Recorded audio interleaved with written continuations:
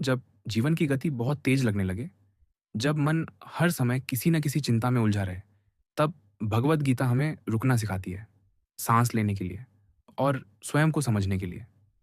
गीता कोई उपदेशों की पुस्तक नहीं है, यह संवाद है, मनुष्य और ईश्वर के बीच का संवाद। अर्जुन की तरह मनुष्य भी कभी निर्णय नहीं कर पाता, कभी भय से भर जाता है और कभी अपने ही प्रश्नों में खो जाता है। ऐसे समय में श्री कृष्ण कहते हैं, तुम कर्म करो, कर्म से भागो, भागो मत, पर कर्म के फल से बंधो भी मत। मनुष्य जब फल की चिंता करता है, तब उसका कर्म बोझ बन जाता है, और जब वही कर्म ईश्वर को अर्पण कर दिया जाता है, तो वही कर्म साधना बन जाता है।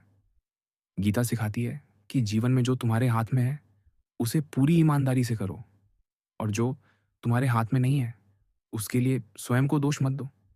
यह शरीर अस्थायी है, आज है, कल नहीं रहेगा, पर आत्मा शाश्वत है। न वह जन्म लेती है, न वह मरती है। वह केवल एक रूप से दूसरे रूप में जाती है। इस सत्य को समझ लेने पर भय स्वयं ही कमजोर पड़ जाता है। मृत्यु का भय, असफलता का भय और लोगों की राय का भय। श्री कृष्ण कहते हैं, जो हुआ है, जो हो रहा है और जो होगा, सब एक व्यवस्था के अंतर्गत है। इसका अर्थ ये नहीं कि मनुष्य हाथ पर हाथ रखकर बैठ जाए।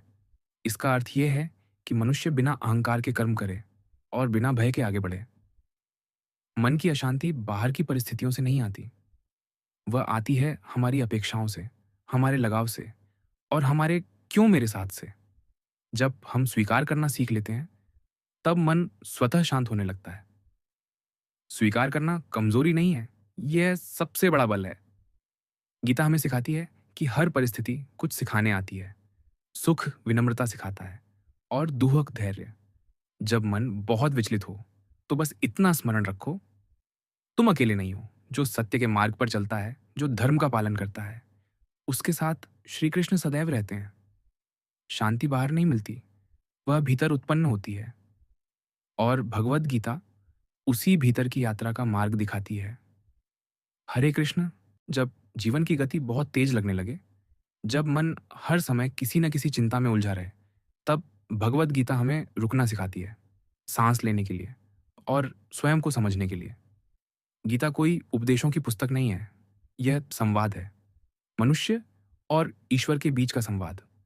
अर्जुन की तरह मनुष्य भी कभी निर्णय नहीं कर पाता, कभी भय से भर जाता है और कभी अपने ही प्रश्नों में खो जाता है। ऐसे समय में श्री कृष्ण कहते हैं, तुम कर्म करो, कर्म से भागो, भागो मत, पर कर्म के फल से बंधो भी मत। मनुष्य जब फल की चिंता करता है, तब उसका कर्म बोझ बन जाता है, और जब वही कर्म ईश्वर को अर्पण कर दिया जाता है, तो वही कर्म साधना बन जाता है। गीता सिखाती है कि जीवन में जो तुम्हारे हाथ में है, उसे पूरी ईमानदारी से करो, और जो तुम्हारे हाथ में नहीं है, उसके लिए स्वयं को दोष मत दो। यह शरीर अस्थायी है, आज है, कल नहीं रहेगा, पर आत्मा शाश्वत है। न वह जन्म लेती है, न वह मरती है। वह केवल एक रूप से दूसरे रूप में जाती है। इस सत्य को समझ लेने पर भय स्वयं ही कमजोर पड़ जाता है। मृत्यु का भय, असफलता का भय और लोगों की राय का भय।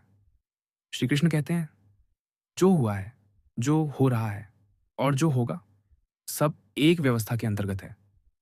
इसका अर्थ ये नहीं कि मनुष्य हाथ पर हाथ रखकर बैठ जाए। इसका अर्थ ये है कि मनुष्य बिना अहंकार के कर्म करे और बिना भय के आगे बढ़े। मन की अशांति बाहर की परिस्थितियों से नहीं आती, वह आती है हमारी अपेक्षाओं से, हमारे लगाव से और हमारे क्यों मेरे साथ से।